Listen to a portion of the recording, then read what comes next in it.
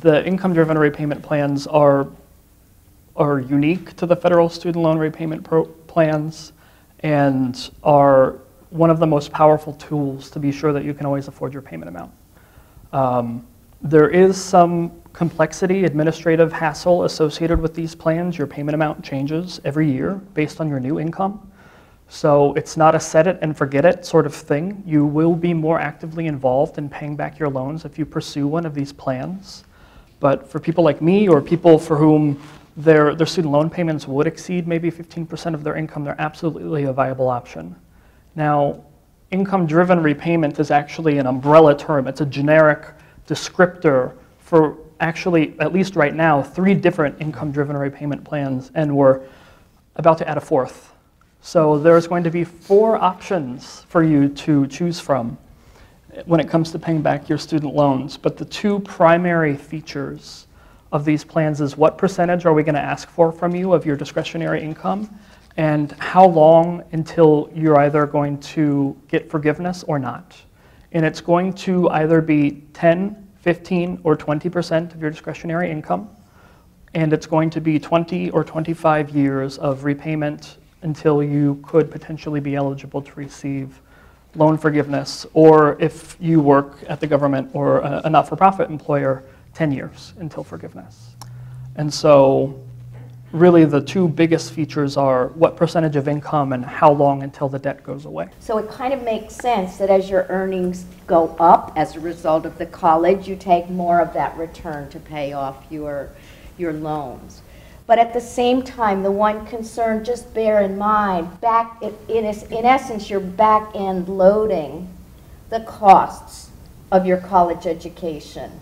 And you're going to be bumping up into other big-ticket items. So one thing you want to do is to sit down and really do some planning that's not just, tunnel vision on your student loans, but lifetime planning in terms of what you really feel. What is a realistic trajectory for your income, where you're going to live, are you going to be married, are you going to have children? It really forces you to ask a lot of questions about your financial life going forward to decide whether this really is the thing for you.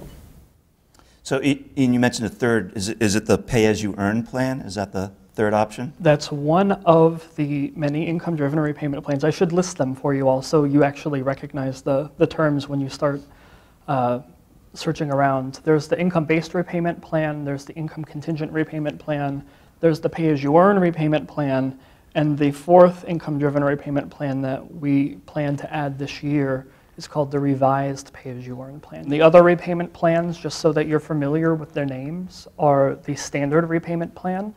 This is the plan that you'll be placed on if you don't make an active selection for a repayment plan. This is the plan where you're going to pay your loan off in a fixed period of time and make fixed payments every month. There's the graduated repayment plan as well, where payments start low and gradually increase every 2 years.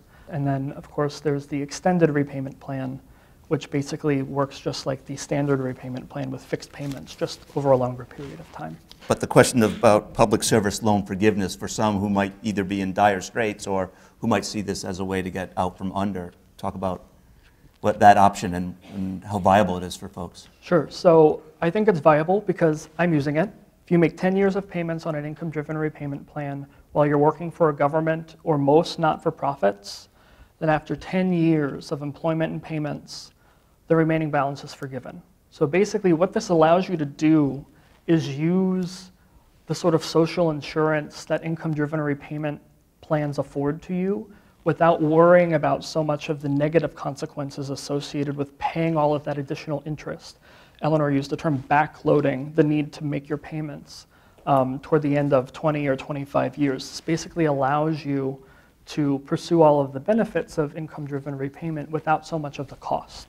And so if you're interested in working at a not-for-profit, if you're interested in working in the government, and this includes all levels of government, federal, state, local, teachers, firefighters, police officers, people like me.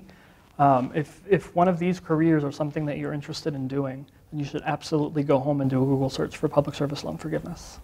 One last thing that we didn't talk about on the income-based repayment options is what happens when you're in loan forgiveness. Mm-hmm. And loan forgiveness literally means when you hit that end time period, that whatever you have outstanding, the government says, we're done.